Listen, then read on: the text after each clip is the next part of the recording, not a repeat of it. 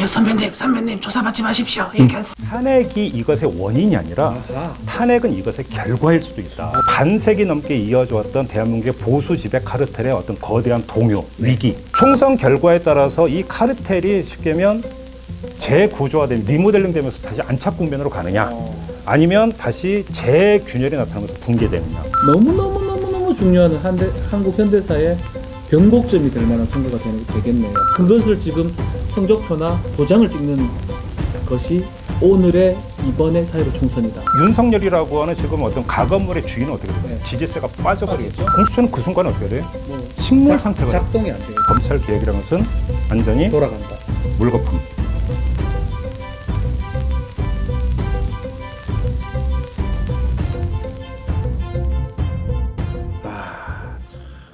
이번처럼 총선 이렇게 모를 때가 뭐 선거가 너무 어려워요. 희한하지. 희한하고 와, 난 투표 진짜 이번만큼 고민할 데 없을 것 같아요. 많은 사람들이 나도 지금 경험으로는 이번 총선처럼 희한한 총선은 보다 처음 희한하다 봐요. 해도 되죠, 그렇죠? 네. 네. 그래서 전문가시잖아요. 어째 될 것 같아요, 선거? 아, 선거 우리끼리 결과? 한번 선거 결과? 뭐 에이, 그런 얘기 지금 좀 해도 안 되나? 초장에 지금 그거부터 말하면 재미가 없지. 그럼 뭐 그럼 그 총선- 살짝 돌려가지고 네. 그건 마지막에 하는 거고 살짝 돌려갖고 내가 이 얘기는 오늘 확실하게 할 수 있어. 뭐냐면 뭐예요? 총선 결과가 어떻게 나오느냐에 따라서 네. 우리 사회가 어떻게 되느냐. 야, 그렇게 뭐 우리 그러니까 큰 여기 얘기를 해야 됩니까? 일단 그래도 처음이니까 좀 거대 담론부터 얘기를 좀 해도 담론으로 괜찮지. 가자. 왜냐면 총선 성격이 중요하니까. 예, 그죠? 총선의 결과에 따라서 우리 사회가 어떻게 되느냐. 예. 그래서 이게 뭐냐면 내가 쫙 봤는데 예. 보통 이제 그 옛날에 우리 나오던 이제 무릎탁 도사라고 있었잖아. 예. 박지원 의원. 우리 그런데 그다음에 이제 박지원이- 부채 도사도 있었고, 예. 누구는 부채 펴고 누구는 이렇게 방울 흔들던데 예. 나는 다른 걸로. 뭐 털보도사, 아니 구름에 올라타려고 구름을 잡으려고. 구름도사, 뜬구름 잡는다 뭐 이런 에이 거 이 하시는 사람이 지금 뜬구름 잡는다니 뭔 소리 하는 거야. 구름도사가 뭡니까, 구름도사? 이게 구름이라고 하는 게 뭐냐면 구조와 흐름. 구조와 흐름 속에서 요번 총선을 보겠다. 생각 되게 많이 하셨네. 좀 멋있죠? 구조와 흐름을 통해서 요번 총선을 잡는다. 본다. 그러면 이제 X축, Y축이 나오면서 좌표를 딱 찍는 건데 그러려면 네. 탄핵 이전으로 돌아가야 돼. 잠깐만요. 탄핵 이전 2017년도 이전으로 돌아가는 거네요. 탄핵이 그렇지. 뭐 2017 2017년 3월에 이제 헌법재판소 결정은 그렇죠. 3월에 나왔어. 3월, 그리고 2016년 10월부터 있었던 일이고요. 그 이전이라고 하는 게 특정 시점을 이야기하는 게 아니라 어찌보면 탄핵 이전에 거의 반세기 전체를 관통했던 요때로 돌아가서 이야기를 하는 그럼 건데 크게 되네. 한국사 시작부터 탄핵까지. 그러니까 내가 구조와 흐름이라고 했잖아. 구조. 먼저 떨리기 시작하는데 이 사석에서 그런 얘기 해도 되나? 그럼 떨리게. 이런 얘기 어디 가서 못 듣는다니까. 그러니까 자, 구조라고 하는 게 뭐냐면 내가 하나 그럼 질문을 던져볼 테니까 네. 한번 좀 잘 받아봐봐요. 네네네. 대한민국의 지배 구조가 뭐라고 생각해? 민주국가, 공화정, 대한민국 주권 국민에게 있다. 또 능치고 있네. 그런 거 빼고 대한민국의 지배 구조. 솔직히 지배 구조는요. 저는요. 기업, 보수, 언론. 그렇지. 저는 그렇게 생각합니다. 그러니까 쉽게 말하면 보수 카르텔. 그러니까 보수적인 정치 집단, 언론 집단, 그다음에 검찰 집단, 거기다 재벌 집단의 카르텔. 이게 사실은 반세기 넘게 대한민국을 지배해왔던 구조라고 봐야 되는 거죠. 인정하기 싫어도 사실 맞아요. 그러니까 맞잖아요. 내가 얘기하는 구조라고 하는 게 바로 그거거든. 그거를 바꾸는 시험대라고요. 쉽게 얘기하면 탄핵이 뭐냐면 탄핵이 뭐냐 하면 이 지배 구조의 일대 균열을 가한 사건이 탄핵이었다. 그것도 이중 균열을 가지고 온 게 탄핵이었다. 잠깐만요. 이중균열은 뭐죠? 그러니까 그 딱 한 번의 균열에 그러니까 금을 가게 만드는데 이게 이제 겹금을 가게 만들어 버렸다는 건데. 격금. 이게 이제 첫 번째 균열이 있고 두 번째 균열이 있어요. 이걸 좀 이제 나눠서 봐야 되는 건데. 잠깐만. 첫 번, 와 진짜 오늘 안녕하세요. 새로운 이론을 듣고 있는 것 같아요. 그래요? 예, 아유, 철학자, 정치학자 같아요. 잘 받아주신다. 근데 사실 저는 아직 별로 이게 와닿지는 않거든요. 들어볼게요. 첫 번째 균열은 뭔데? 첫 번째 이게 뭐냐면 네. 영역 간 균열이에요. 그러니까 아까 얘기했잖아요. 그 보수 지배 카르텔, 정치, 언론, 검찰, 재벌. 그러면 정치와 언론 간, 정치와 언론과 그러니까 검찰 간, 간. 뭔가 언론과 재벌 간. 내 어떤 카르텔 구조. 여기서 1차 균열이 왔다는 거예요. 찌찌찌찌찌 언론과 정치는 저거 좀 알 것 같아요. 그러니까 2차 이중 균열인 게 하나는 뭐냐면 영역 간 균열이고 영역 간 균열이고 두 번째 균열은 영역 내부에서의 균열. 그러니까 이걸 좀 네. 나눠서 지금부터 와. 제가 얘기했는데 자, 영역간 구비. 영역간 구비라고 하는 게 뭐냐면 자 우리가 탄핵의 시발점 잘 봅시다. 탄핵의 시발점이 뭐냐면 기억납니다. 2016년 조선일보 계열의 차은택, 최순실 보도로부터 시작이 돼요. 맞지? 맞습니다. 이 시발점이 이거예요. 그리고 그 탄핵의 변곡점이 중앙일보 계열 JTBC의 태블릿 보도. 그거죠. 예. 다 이거지. 손석희. 그러니까 이게 뭐냐면 잘 보면 그럼 이거는 뭐냐면 언론과 정치, 특히 정치의 정점에는 청와대와의 균열이었지. 그러니까 뭐냐면 차은택, 최순실 보도라는 게 조선일보 계열인데 네. 이 그러니까 나중에 비하인드가 나왔지만 어떻게 됐어? 조선일보의 송희영 주필과 당시 우병우 사이가 안 민정수사관의 좋았었어. 나중에 알고 보니까. 여기서 어떤 그 불거졌던 부분 이미 거기서 금이 가고 있었다는 거예요. 와 땡큐네. 그 금 갖는. 그러니까 그래 바로 맞잖아요. 그러니까 예. 언론과 정치 간의 균열이 발생을 했다라는 균열이 거고 원래 균열이 있지 않았던 그렇지. 그렇게 큰 카르텔이었는데 밀착되었었는 펀드 유착되었었는 같은 카르텔이 그때 떨어진 거네요. 약간. 금이 가기 시작한 거고 언론과 검찰도 그래 하나만 사건을 들면 네. 그래서 어찌어찌해서 우병우 수석이 검찰에 불려가서 조사를 받는데 나 기억나요 이거. 황제조 딱 이래갖고 파카 입고 애들. 그래 검사 애들. 딱 그러니까 그거 예, 선배님 조사받지 마십시오. 얘기했습니다. 근데 요거잖아요, 그죠? 근데 문제는 이거를 언론이 보도를 했다는 거지. 이게 뭐냐면 여기서 중요한 하나였던 작동 기재가 여기서 그러니까 타격을 받는데 무슨 얘기냐면 어떤 문제가 불거져. 예. 근데 이게 너무 커질 것 같으면 검찰이 수사하는 것처럼 나서 가지고 끌고 들어와서 정보를 차단하고 검찰이 수사하면서 여론화되는 것들을 차단을 하고 그렇죠. 그다음에 유야무야로 끝내버리는 예. 이 시스템이 작동이 됐는데 예전에는요. 예전에는 예. 이게 지금 금이 갔던 단적인 예가 우병우 황제조서 보도였어요. 아 지금 돌이켜 보면 저는 이제 종편에서 그때 방송도 많이 하고 유심히 봤었던 때인데 약간은 이상하다는 생각했는데 저는 이렇게 생각했었어요 그때. JTBC나 뭐 TV조선이나 조선일보도 그런 보도를 좀 했습니다. 종편이나 언론이 정신 좀 차렸구나라고 생각했는데 그게 아니었군요. 그 비하인드 그때 그거 나왔던 거죠. 그 비하인드가 있었기 때문에 그렇죠. 그런 거죠. 그러니까 여기서 뭐냐면 균열이 발생했던 건데 또 한 가지는 정치와 검찰.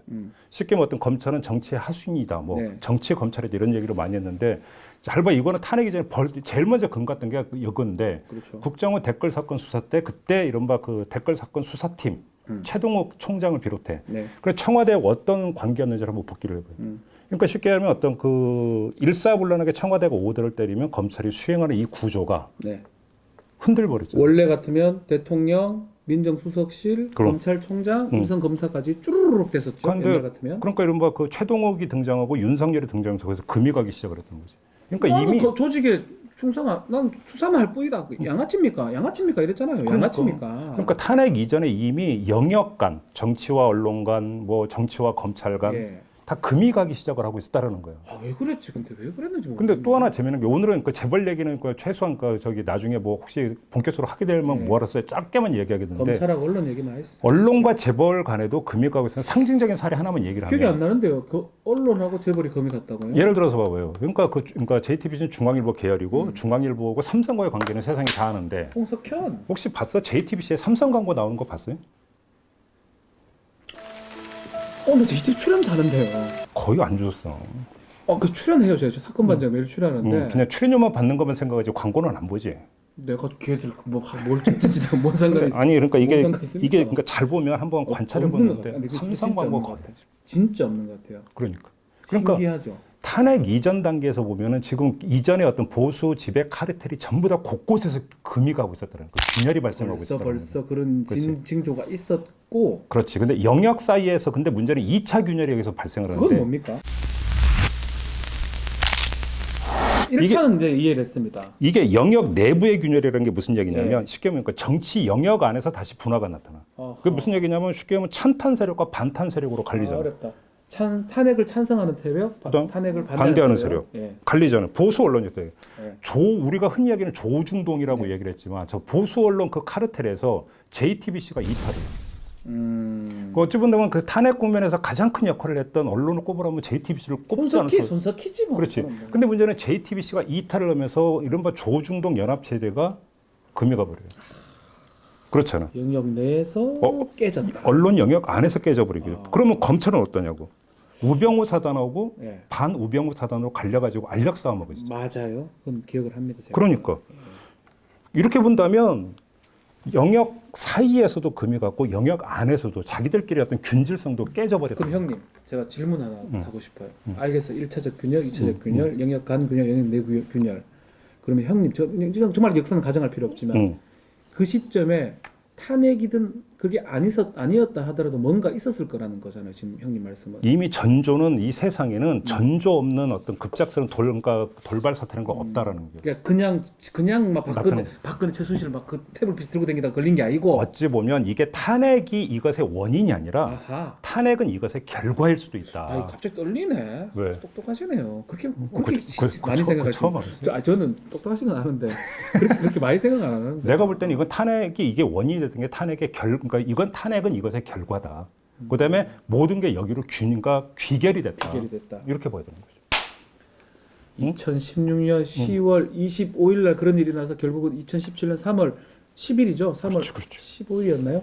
그 몇 달까지 진행됐던 과정이 어쩌면 한국 현대사에서 마지막에 일어날 수밖에 없었던 중대 사건이라는 거죠. 엄청난 중대 사건이 이게 박근혜라고 하는 한 대통령의 진퇴로 어떤 국한되는 사건이 아니라 반세기 넘게 이어져 왔던 대한민국의 보수 지배 카르텔의 어떤 거대한 동요, 위기가 바로 탄핵 사건이었다. 이렇게 봐야 되는 거고, 그리고 나서 이제 문재인 정부가 출범을 하면서 적폐청산 작업이 2년 동안 진행이 되는데 이 적폐청산 작업의 2년 과정도 결국은 바로 이 보수 지배 카르텔의 균열 상태, 이것에 그러니까 그러면 그 다음이 무엇인가라고 하는 것들을 디자인하기 위한 정지 작업 과정이었다. 이렇게 봐야 되는 거죠.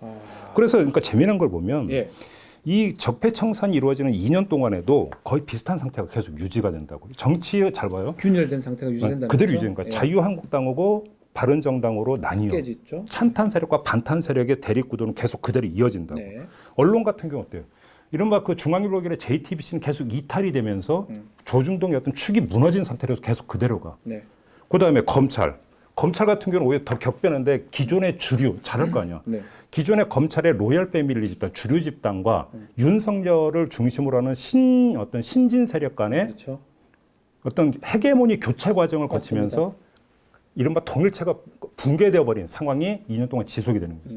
그 전에 공안이라면 특수 쪽으로 바뀌는 상황이 좀 됐어요. 바로 그렇죠. 이게 그러니까 그 적폐청산 2년 동안에 나타나는 그러니까 보수 지배 카르텔이 균열이 된 상태에서 회복이 되는 게 아니라 그 상태가 계속 유지가 되고 그렇게 되면서 완전히 붕괴하느냐 마느냐라고 하는 그 기로에 서 있던 시점이었는데 여기서 반전 사태가 발생합니다. 자, 뭐죠? 여기서 대충 감 잡아야 되는데. My country. My country. 조국. 그렇죠. 조국 사태가 어떤 반전 사태가 여기서 발생합니다. 그럼 또 질문 하나 할게요. 그럼 조국 사태가 안 일어났으면 그 균열 사태 유지되는 겁니까? 아니라고 보는데요. 왜냐하면 어차피 반동이 된다는 거죠. 보수 지배 카르텔의 복귀라고 하는 것은 문재인 정부에서는 문재인 정부고 각을 세워야만이 그것이 계기가 되는 건데 그게 어떤 조국 사태가 아니라 하더라도 무엇인가를 갖고 회복을 하려고 했겠지. 근데 아무튼 현실적으로 나타난 건 조국 사태인데 이 조국 사태가 되면서 나타났던 현상은 다 알 거 아니에요. 정치가 어떻게 됐어. 이른바 반문재인 연대로 접합적 모색에 들어간다. 다 뭉칩니다. 그죠. 그 언론이 어떻게 돼? 다 뭉칩니다. JTBC가 이때 갑자기 그 탄핵 국면에서 아주 강력하게 구축해놨던 어떤 대중적 신뢰가 약화가 되기 시작한다. 시청률이 막 떨어졌어요. JTBC의 도대체 스탠스가 뭐냐 이런 이야기가 나오면서 내가 볼 때는 JTBC 입장에서 약간 억울한 부분들도 아마 있다고 하던데 아무튼 현상적으로 나타나는 결과로는 보는 거는 뭐 그거 아니잖아요. 그럼 그 JTBC가 약화가 되면서 이른바 조중동 연합의 단색 구조가 다시 복원이 되는 계기가 시작이 된다. 맞아요. 검찰이 어떻게 되냐고. 검찰은 조국이라고 하는 그다음에 검찰개혁이라는 공동의 적 앞에서 그다음에 구주류와 신주류의 교체는 이미 끝나버렸어요. 끝나버린 상태에서 동일체가 다시 복원이 되기 시작을 합니다. 맞습니다. 이게 조국 사태라든가 그런 점에서 엄청난 대반전의 계기가 됐던 건데 그렇다고 해서 이전에 그 보수 지배 카르텔이 완전히 재구축된 거냐 그렇게는 보기가 힘들죠. 이건 이례적이고 계기적인 이례적이고 계기적인 임시 방편적 땜질이지 완성된 복귀는 난 아니라고 보는 건데 일단은 획기적인 형태지 이걸 완전히 이겼다고 보기는 이렇게 어렵다는 거죠. 방향이 이렇게 쭉 가다가 유턴이 시작이 되고 있는 시점. 도저히 안 되겠다. 뭔가 우리의 카르텔을 다시 우리 지배 영역을 구축해보자 하는데 계속 모색을 하고 있다가 조국이라는 사건이 터진 거예요. 바로 그거죠. 그러면서 유턴이 시작이 되고 핸들을 돌리기 시작을 한 건데 이제 돌리고 있는 과정이다 이거지. 지금 돌리고 있는 과정이다. 그래서 이게 완전히 유턴이 되느냐 접촉 사고가 나느냐 이 지금 갈림길에 서 있는데 이게 뭐냐면 총선이라는 거예요. 아 떨린다 갑자기. 총선 결과에 따라서 이 카르텔이 쉽게 하면 재구조화되면 리모델링 되면서 다시 안착 국면으로 가느냐 아니면 다시 재균열이 나타나면서 붕괴되느냐 이 갈림길에 나는 총선이라고 보는 거예요. 형님 이렇게 많이 생각하십니까? 구름 같은 소리 하는 줄 알았는데 정말 구름 같은 그러니까 소리네요.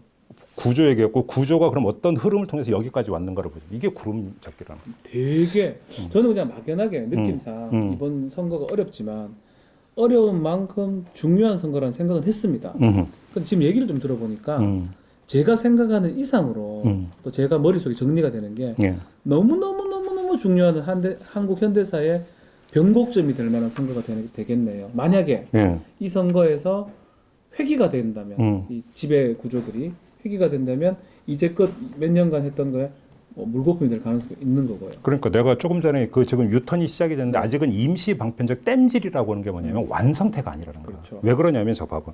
정치는 지금 그 자유한국당하고 보수정 단계가 다시 통합은 했어. 통합을 했는데 거기서 강력한 리더십이 구축이 됐다고 볼 수는 없어요. 조금 그렇죠. 그러니까 뭐냐면 이 총선 과정을 거치면서 강력한 리더십, 뭐 그냥 애둘러 가지고 황교안 리더십이 안착이 되느냐, 붕괴되느냐. 이거에 따라서 정치 영역 안에서의 균열이 완전히 극복이 되면서 다시 영역의 어떤 그 단일성이 확보가 되느냐 말하냐를 가는 게 총선일 거라고. 그렇죠. 언론 같은 경우도 지금 잘 봐요. 손석희 사장이 퇴진이 되면서 조중동의 지금 단색 구조는 더 강화가 되고 있어. 더 강화가 되고 있는 건데 문제는 이것이 총선 결과에 따라서 그러니까 또 방향이 달라져요. 좀 이따 다시 얘기를 하겠는데 네. 검찰 같은 경우도 잘 보면 윤석열을 정점으로 하고 있는 피라미드 구조가 형성이 돼 있다고. 근데 지금 잘 보면 이게 완전히 안정된 재구조화가 됐다기보다는 윤석열 개인의 대중적 어떤 지지도나 개인기입니다. 개인기에 맞습니다. 입각해서 나오는 가건물 형태다. 지지율 때문에 그렇게 가고 있는 거예요. 그러니까 지지율. 이게 가건물 형태이기 때문에 이게 정말로 어떤 그 건축 대정에 올라가느냐 네. 무허가 건물이 되느냐라고 하는 것은 총선 결과에 따라 달라진다는 거죠. 어쨌든 정말 중요한 선거라는 거네요. 어쨌든 그럼. 좀 딱 들어봐도 이해가 되는 게 역사적으로 어쩌면 그 두 사건은 필연적이다. 왜 필연적인 얘기냐 하냐면 어쨌든 그 어떤 충돌되는 세력들 사이에 있을 수밖에 없어. 그게 탄핵으로 간 거고, 제 태블릿 PC로 간 거고, 조국으로 간 걸 뿐이지. 이 지금 국면에서는 형님 말씀대로 구조적으로는 뭐든지 한 번 바뀌어졌으니까 또 반동적으로 바뀔 수 있는 상황이 그렇지. 생길 수밖에 없었고, 그것을 지금 성적표나 도장을 찍는 것이 오늘의 이번의 사회로 총선이다. 바로 그거죠. 아, 참 중요하네. 자, 그러면 우리가 한번 그 네. 시뮬레이션 해보자. 그러니까 그 미래통합당이 이기는 경우와 그렇죠. 민주당이 이기는 경우에 그럼 이 흐름이 어떻게 그러면 다시 바뀌느냐. 그게 저는 궁금해요. 이걸 지금 봐야 되는 네. 거죠. 자, 그러면 하나하나 봅시다. 미래통합당이 이기는 경우. 아유, 네, 얼굴 뭐 나왔네. 자, 내가? 미래통합당이 이긴다면 어떻게 되는 거겠어? 일단 정치 분야에서 어떻게 해서 일단은 황교안 리더십 확실하게 쓸 거라고. 그지? 그렇죠. 황교안이- 쓰면서 어떻게 되냐면 다시 그 보수 정체가 갖고 있는 특성이 뭐냐면 거기서는 다양성이 별로 인정이 되면서 일렬 종대 구조가 될 때 가장 안정적인 형태를 보인다는 거예요. 보수는 그래요, 항상. 보수는 그렇기 때문에 일렬 종대 구조라고는 보수의 정치 구조에서 특성은 뭐냐면 그 기준하는 기준점. 그 이게 리더십이 되는 거, 리더가 되는 건데 리더가 서느냐 마느냐가 되게 중요한 문제인데 맨날 그랬잖아요. 이명박 기준, 바로 박근혜 기준. 바로 그거죠. 그러니까 지금 보수 정치의 위기가 왜였냐면 박근혜가라고 하는 어떤 그 구심점, 기준점이 흔들리면서 나타나는 위기인데 만약에 총선에서 승리하면 이게 서버린다는 거예요. 황교안이 서버린다. 그러면 정치 영역 안에서의 균열은 완전히 해소가 되면서 어떻게 되냐면 완전히 단일 집단으로 재구축이 된다는 거예요. 네. 그다음에 언론 잘 봐요. 언론이 뭐냐면 조중동 연합체를 자꾸 얘기하는데 조중동의 특성이 뭔 줄 알아? 나빠요. 조, 너무 모르고 나빠요. 조중동의 특성은 뭐냐면 네. 사주가 있는 집단이라는 거야. 경향하고 뭐 주인이 있는 한계가 좀 집단. 다르네요. 아니 손석희의 퇴장을 이끌어낸 게 누군지 사주잖아. 손석희 사장이 사주의 요구라고 그러니까 분명히 우리가 바뀌었죠. 뭐 추측한데. 그러니까 예. 이렇게 되어버리면 어떻게 되냐면 자 한번 사주가 다시 전면에 등장을 하는데 정치 보수 정치에서 리더가 섰어. 이렇게 되면 어떻게 돼? 합치지. 정치의 리더와 사주가 어떻게 돼서 맞상대가 되면서 정책 딜이라고 표현해도 좋고 그렇죠. 언론 사주의 정책 배팅이라고 표현해도 좋은데 이게 성립이 된다고. 이렇게 되면서 언론과 정치 간의 다시 결합 구조가 튼튼해지는 거예요. 카르텔이 다시 떨어진 카르텔이 붙어져 버린다. 예를 들어 비유를 하면 이런 거예요. 그러니까 그 적폐청산 과정에서 자유한국당의 리더는 홍준표였다고. 예. 홍준표의 리더십은 대단히 불안정하고 럭비공같이 어디로 튈지 모르는 어떤 그런 리더십이었기 때문에 사주가 전면에 등장하지 않은 상태에서 홍준표하고 딜이나 배팅을 할 생각이 별로 없었다는 거예요. 발을 많이 하니까 그죠. 그러니까 그냥 내비둔 거란 말이에요. 근데 총선 이후가 되면 그게 아닐 거라는 거지. 정치 파트에서는 리더가 등장을 하고 언론 파트에서 사주가 다시 전면에 등장하면 나와서. 둘이 손을 잡으면 어떻게 되느냐. 이 둘이 손을 잡으면 검찰이 또 영향을 미치게 되는데 아까 얘기했잖아. 윤석열 개인기에 의존한 가거물이라고 했는데 우리가 이런 그림을 한번 그려볼 필요가 있어. 뭐냐면 보수 정치와 보수 언론이 손잡고 어떤 요만한 것을 이따만하게 키워갖고 어떤 사건으로 만들어내면 네. 그 다음에 검찰이 붙어가지고 칼을 휘둘러가지고 지금 하고 있죠. 상대 진영을 정적으로 그냥 무너뜨리기를 만드는 이 구조가 이 작동 방식이 이렇게 됐던 건데 옛날에 계속 그랬어요. 노무현 대통령도 그렇고 계속 그랬잖아요. 이 작동 방식이 다시 복원이 된다는 거야. 아, 이게 복원이 되면서 이때는 윤석열 개인기에 의존하지 않더라도 그럴 필요도 보수 없잖아요. 정치와 보수 언론이 손을 잡으면 바람을 잡아주기 때문에 검찰이 누가 되더라도 검찰은 그 길로 간다. 정언검 그렇지. 합쳐진다는 거네요. 그러니까 결국은 이전의 카르텔 구조와 이전의 작동 방식이 다시 그대로 100% 복원이 돼버린다. 와, 자, 좀 상상하기 싫은데요. 그럼 다시 민주당 쪽이 승리한다고 가정해 봅시다.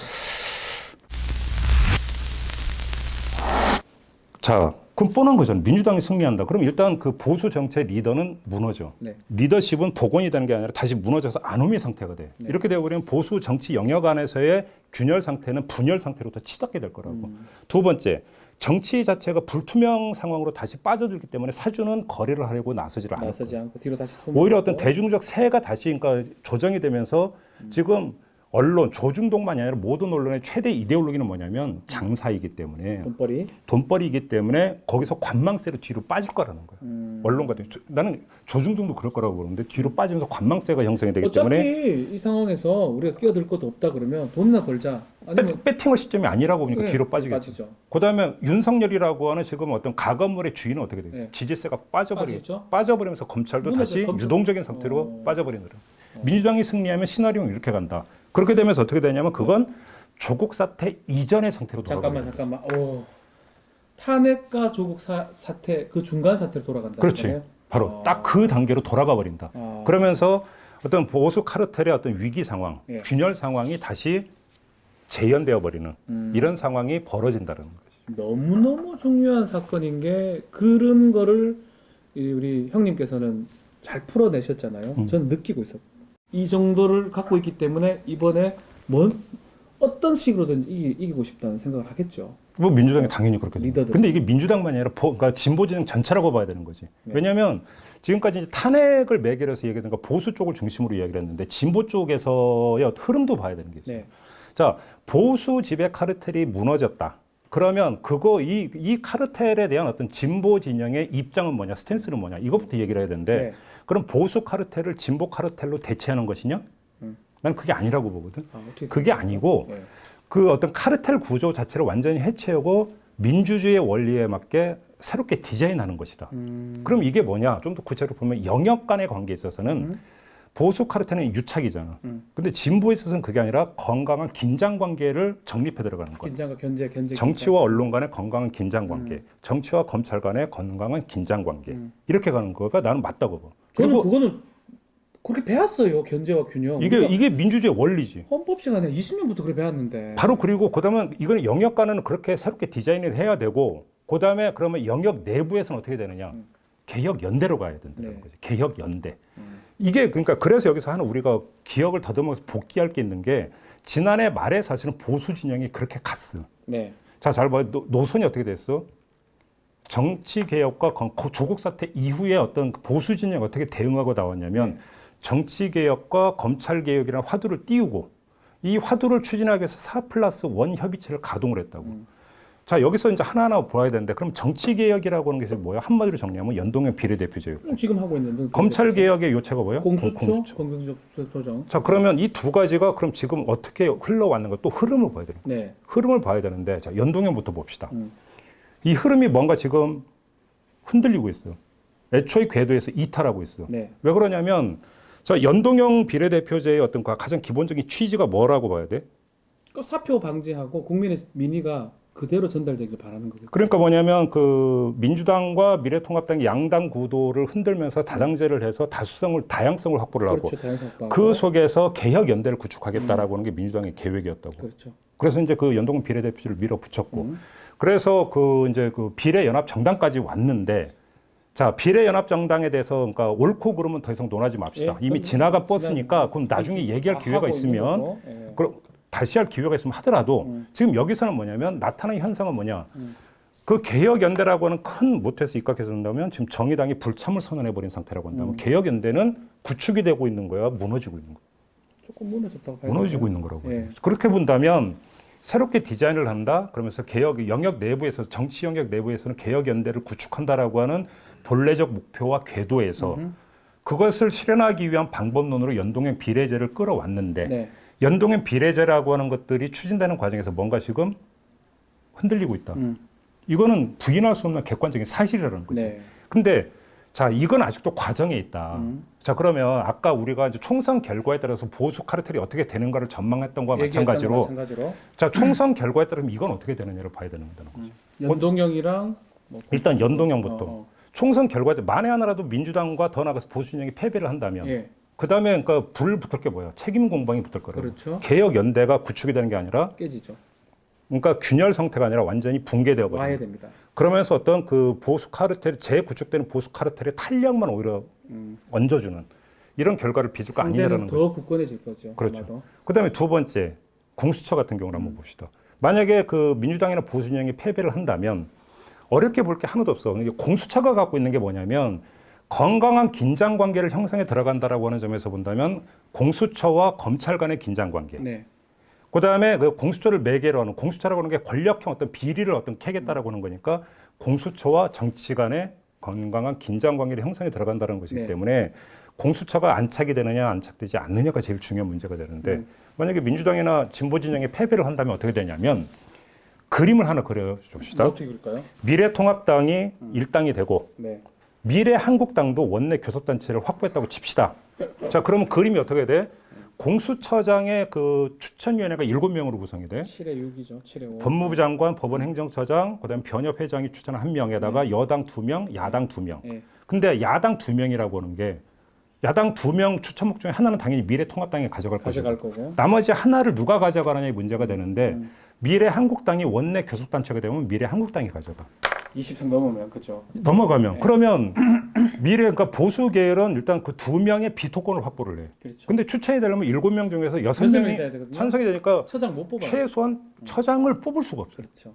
공수처는 그 순간에 어떻게 돼? 뭐 식물 상태가 돼. 작동이 안 되겠죠. 작동이 안 돼. 식물 상태가 되어버린다. 근데 단순히 여기서 끝나는 게 아니고 만약에 그 민주당이나 진보 진영이 패배를 한다면 어떻게 되냐면 검찰이 어떻게 돼? 그 검찰의 기와 이게 엄청나게 올라가면서 그렇죠. 공수처는 식물 상태가 되면서 검찰이 결국 공수처를 압도해버리면서 밟아버리는 대대적인 수사를 개시할 가능성이 있겠죠. 밟아버리는 상황이 발생을 하게 된다면 어떻게 되냐면 검찰 개혁이라는 것은 완전히 돌아간다. 물거품 이렇게 된다. 이렇게 정리하면 되는 거죠. 야, 지금 이렇게 되면 보수 카르텔 붕괴에 따라서 그 하려고 했던 새로운 그랜드 디자인은 백지 상태로 돌아가 버린다는 얘기예요.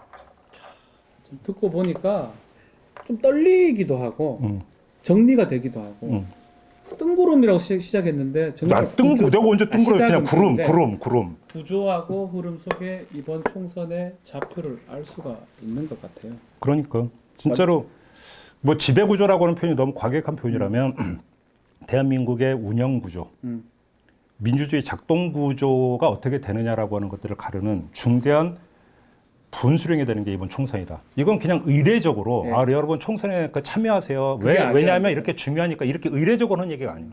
난 지금까지 그래서 이게 의례적인 얘기가 아니라 나는 그 내 나름대로 되게 현실의 어떤 그 기초에서 왜 중요한지를 얘기했다고 생각하는데 네. 동의하십니까? 마음적으로 저는 생각하고 있었는데 이번에 형님 얘기를 들으면서 저도 구름 속에서 정리가 되네요. 구조와 흐름 속에서. 그러니까. 그래서 정말 중요한 선거다. 저는 이렇게 봐도 운영 구조, 운영 지배 어쩌면 흥망성쇠에 걸린 이게 그러니까 선거일 수 있다. 특정 정파 뭐 어느 당이 이기느냐 지느냐의 그게 문제는 아니다. 논의를 그러니까 네. 그거보다 더 중요한 문제가 깔려 있다 이 얘기지. 간단히 정리를 하면. 아, 이제 가야 되긴 하는데 이제 끝내. 자주 좀 얘기해 주세요. 맨날 그러니까. 그 안에 들어가서 뭐 진중하게 하지 말고 이런 얘기를 해줘야 사람들이 좀 알아먹지. 그러니까 이제 오늘 이거 이제 그 딱 가는데 그 반응 한번 보고 예. 계속 고할지. 아니 그 별로 안 듣고 안 보면 뭐 안녕하세요. 예, 좀 떠든다고요. 미안합니다. 뭐 떠들 수 있지. 뭐 지금 구조와 흐름인데 승망성쇠라고요. 네. 아무튼 이렇게 그러니까 그 첫 시간이니까 이제 큰 개괄하고 알겠습니다. 다음부터 좀 더 구체적으로 한번 들어가 구체적으로 봅시다. 하나씩. 네. 아 형님 오늘 감사합니다. 네. 아 형님 대단하신 분이었네. 응? 네.